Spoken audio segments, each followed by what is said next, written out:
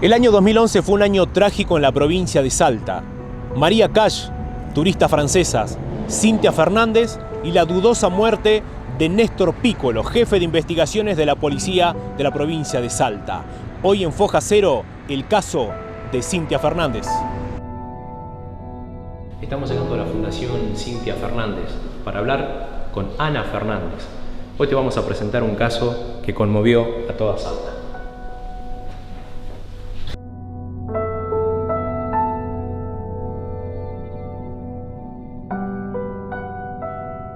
Mi nombre es Ana Fernández, soy una mamá que perdió a su hija lamentablemente en un hecho muy trágico en el 2011. Mi hija, voy a hablar en presente porque mi hija vive en mí, vivirá por siempre en mí, nunca hablo de ella en pasado. Mi hija se llama Cintia Vanessa Fernández. Cintia Vanessa Fernández tenía 27 años cuando la encontraron muerta en su departamento de Parque La Vega. Estaba a punto de recibirse de licenciada en genética en la Universidad Nacional de Misiones. Mientras preparaba su tesis en Salta, decidieron con su mamá que se quedaría en el departamento de Parque La Vega. Hace unos pocos meses que se había conocido con Mario Federico Condorí, quien hoy está con prisión domiciliaria como el principal sospechoso de la muerte de Cintia.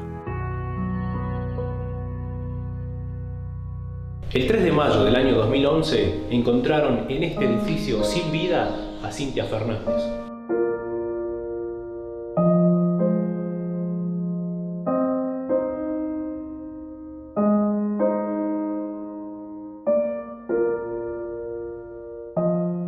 Pero ya pasando los días que no me contestaba, me empezó a afligir qué pasaba. Y me fui al departamento, salí de trabajar a las 7:30. Me acuerdo que tenía turno yo en el dentista y ese día, esas cosas de madre, voy hasta el dentista y le digo que le cancelaba el turno porque me iba al departamento. Me fui al departamento y bueno, lamentablemente la encontré a mi hija muerta.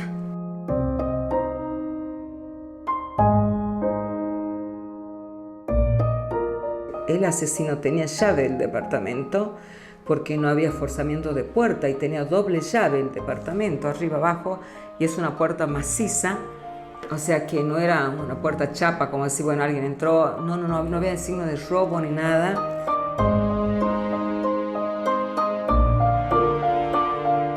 Lo llamo a este que está hoy procesado por la causa de mi hija, porque yo sabía que ellos habían entrado una amistad, pero no una relación amorosa. Una amistad que a mí no me cerraba por muchas cuestiones. No porque era policía, sino por muchas cuestiones que yo sabía de esta persona. Mario Federico Condorí, que es el que está hoy procesado e imputado por el crimen de Cintia. Yo me entero después cuando él declara y cuando en las investigaciones, yo ahí me entero que yo tenía una relación sentimental. La desvanecen, la ponen en una situación de autodefensión, a ella le pegan con un golpe, no se sabe si un golpe de puño o un golpe romo, como le llaman, que le destruyen el parietal izquierdo con hundimiento de oído. Y en ese estado de indefensión la acuestan en la cama y le ponen la bolsa, pero la persona, o sea, el asesino, apoya, ella era flaquita mi hija, alta y flaquita, apoya, digamos, piensa la pericia, y sostenemos que es así, la rodilla acá, porque acá tiene un hundimiento pectoral porque ella era muy flaca, cuando le ponen la bolsa, y el encintado de la bolsa está demostrado no solo por el licenciado Lucas Delgado, sí, que en paz descanse, sino por un perito de Gendarmería de Nación, que es la profesionalidad con que le pusieron la cinta, solo lo puede hacer las fuerzas policiales.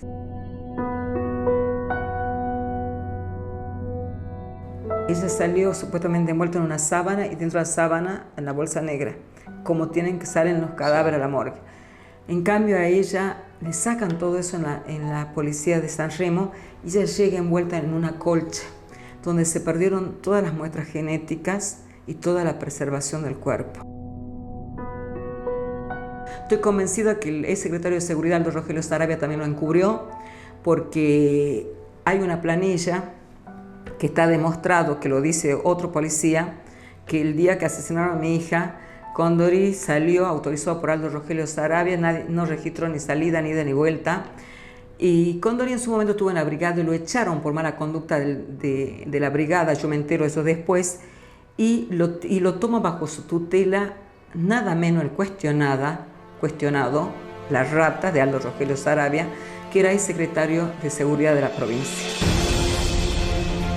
Y miro la cámara, por si me estás viendo, Aldo Rogelio Saravia, a vos te lo digo. Lo llevo a la división de trata de personas, un lugar tan sensible para que vaya una persona que había sido echada de la brigada y lo protege, lo lleva a esa división.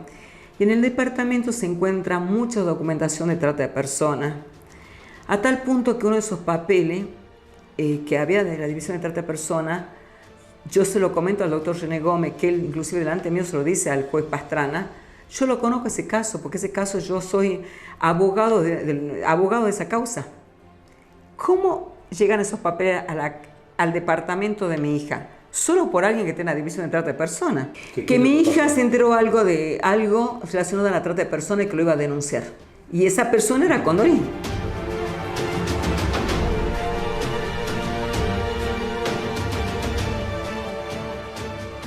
Y hoy me siento muy fuerte para enfrentarme en un juicio.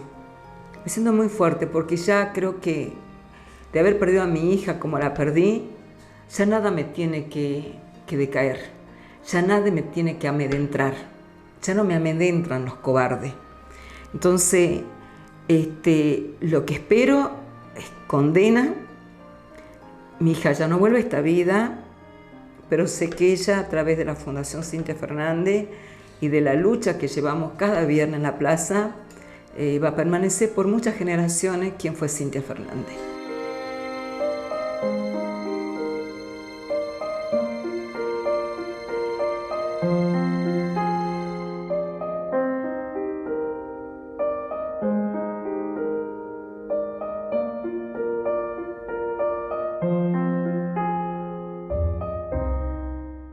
Hay conocidos batalladores en la justicia salteña. El doctor Pedro García Castiela es uno de ellos. Agarró el caso de Cintia Fernández prácticamente desde sus inicios y tras investigaciones, peritajes, vueltas a cero y distintos avances, finalmente hoy celebra la prontitud del inicio de las audiencias judiciales.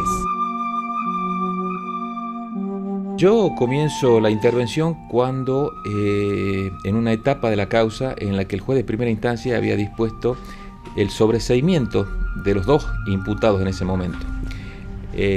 Tanto los imputados Condori como Puca. Estaban sobreseídos los dos y se apeló, y ahí es donde yo ingreso a la causa y logramos revertir esos sobreseimientos, y la Cámara de Acusación, entonces se llamaba el actual Tribunal de Impugnación, ordena dejar sin efecto los sobreseimientos y manda a hacer toda una batería de medidas que no se habían hecho. A partir de ahí es donde se empieza un poquito a separar la paja del trigo de la causa, como vulgarmente se dice, porque había estado muy ensuciada, se le había metido mucha carne podrida, para que se entienda más claro, y muy mal los auxiliares de justicia en especial. Digamos que había un cierto grado de contaminación importante en la causa, y sin dejar pasar por alto que uno de los acusados, Mario Federico Condori, era personal policial, y quien estaba entonces a cargo de la investigación era la policía de la provincia. ¿Cómo se hizo para finalmente estar hoy a las puertas del juicio? Y bueno, un trabajo bastante arduo de investigación de la gran cantidad de elementos recolectados, porque se metió muchas cosas que no tenían nada que ver. ¿Por ejemplo? Y por ejemplo, una de las hipótesis que introdujeron los investigadores en algún momento era hasta investigar a Ana Fernández inclusive. Y se gastaron litros y litros de hojas de la instrucción investigando y analizando la relación de la pobre Ana con su hija, cuando no tenía absolutamente nada que ver. Otra cuestión que es un dato no menor es que siempre esta causa navegó y se demoró porque había que acotar primero salir de la figura del suicidio, o de esto lo que se les llamaba suicidio o juego sexual, algún tipo de cosas, porque todas esas porquerías se metieron en la causa. Y se había instalado ya con algún grado de verosimilitud en el expediente la teoría del suicidio. Entonces el dilema era suicidio u homicidio, o sea, un hecho de violencia. Cuando se disipó ya de una vez por todas estas hipótesis absurdas de suicidio y se tuvo por corroborado que era un crimen, un homicidio, había que afinar achicar el entorno y ver, nadie mata porque sí, y nadie entra a la casa de Cynthia Fernández porque sí, nadie tiene llave porque sí. Entonces quedaban estos dos imputados en el ojo de la sospecha, que eran Mario Condori y Pucca. Y cuando me refiero a que es un dato no menor en la causa, que a Pucca se lo incrimina y se pierde tanto tiempo en Pucca porque había supuestamente manchas de sangre en las zapatillas de Pucca, un dato elemental y fundamental es que en el hecho del que es víctima Cynthia Fernández, que es una colocación de una bolsa en la cabeza y un traumatismo muy fuerte en el cráneo, ella no derramó sangre en ningún momento. Entonces lo pongo como ejemplo de cómo se ha entorpecido la investigación en muchos casos con situaciones similares a estas. Como estas han ocurrido varias. Y bueno, luego de separar todo esto, se llega al auto de procesamiento y el requerimiento de elevación a juicio, que indica una cantidad de pruebas bastante importantes y suficientes que indican a Condori como el presunto responsable del homicidio, y todo eso se va a ventilar ahora en el juicio oral. Para eso está previsto justamente la excelencia del juicio oral, del debate, de las inmediaciones que ya no son escritos, ya no hay interpretaciones ni nada, están cara a cara con los testigos, con los imputados, con la prueba, los mismos jueces que van a tener que resolver en definitiva la responsabilidad de él. ¿Es equivocada esta sensación de que uno tiene que presionar para alcanzar finalmente la justicia? Y lamentablemente eso es un dato de la realidad, ¿no? Esta causa ciertamente marcó un hito, porque gracias a la lucha que inicia Ana Fernández, a partir de lo que estaba aconteciendo con esa causa, esa instrucción extraviada, sin norte, sin rumbo, y ella comenzar con los reclamos y luego la organización de las marchas y la unión de los familiares que reclamaban justicia ante la gran cantidad de casos impunes o no resueltos o mal resueltos, es que yo creo que objetivamente se produjo un fenómeno. La intervención tanto de los jueces como de los fiscales ha sido puesta bajo la lupa y bajo el reclamo social en alguna medida, y generó, yo creo, un antes y un después. Si en esta causa, estoy convencido, no hubiera existido una Ana Fernández, esto terminaba en un sobreseimiento y no habría pasado nada. Pero sí hay una mayor preocupación y un mayor seguimiento, aunque no se lo diga o aunque no aparezca, pero sí hay un seguimiento muy puntual y casi como espía de qué es lo que va pasando en cada causa penal en la que están involucrados o están reclamando justicia los familiares y víctimas de la impunidad en Salta.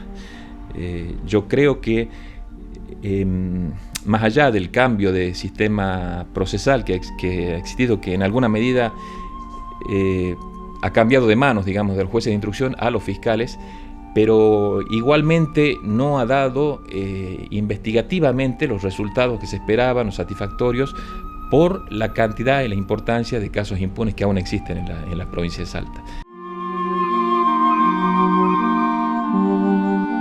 En ese sentido, yo creo que tiene una responsabilidad fundamental el poder político y el diseño de las grandes políticas que afectan tanto al Poder Judicial como al Ministerio Público. Y yo lo he repetido más de una oportunidad, yo creo que la justicia, el funcionamiento de la justicia y la resolución de causas penales, en especial causas delicadas, es una gran materia pendiente que deja el gobierno actual del doctor Urtubey.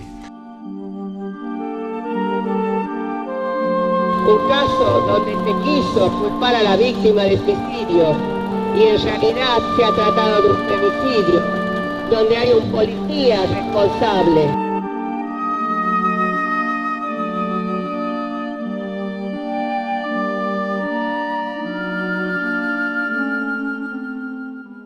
¿Tiene todavía esperanzas de que la justicia cambie después de observar esto, de que el caso Cintia Fernández ha marcado un antes y un después porque es la sociedad la que reclama la justicia y este reclamo todavía sigue vigente? ¿Tiene esperanzas de que cambie?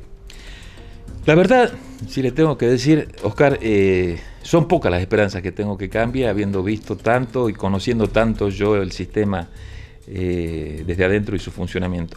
Mientras no cambie la mentalidad de quienes son los responsables, como decía anteriormente, de diseñar las grandes políticas, estoy hablando de cámaras legislativas, Poder Ejecutivo, el mismo Poder Judicial, mientras no haya un cambio honesto, sincero y muy de adentro, dudo que esto cambie, porque las señales que uno ve hoy en la actualidad solamente se están concentrando en privilegiar designaciones, en dudas muy fuertes respecto de la metodología de designación de los magistrados,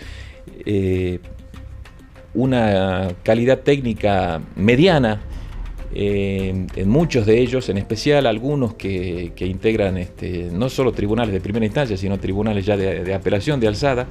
Entonces, no se avisora un buen funcionamiento en la actualidad y tampoco se avisoran ánimos en quienes tienen la facultad y la potestad de generar los grandes cambios estructurales en la provincia de así hacerlo.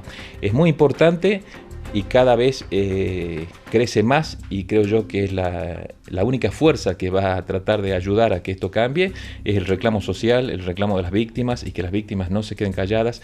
Ojo, yo no comparto la metodología del escrache, yo creo que no es la forma, pero sí hacer sentir el reclamo y la difusión pública, porque es precisamente lo que hace que el poder sienta incomodidad ante una situación no resuelta. Pero todos reclamamos por lo mismo. Nuestro reclamo es verdad y justicia, y que tengan memoria los jueces y fiscales que estamos acá por algo. Un reclamo justo y digno, una justicia transparente, independiente, que es de lo que carece actualmente la justicia. ¿En qué tipo de persona te convertirías si te matan un hijo? Ana Fernández, en mayo del 2017, encontró muerta a su hija. Y desde ese momento que comenzó una lucha imparable. Se sumaron 5 familias a marchar alrededor de la Plaza 9 de Julio. A la fecha hay más de 200 que simplemente piden justicia.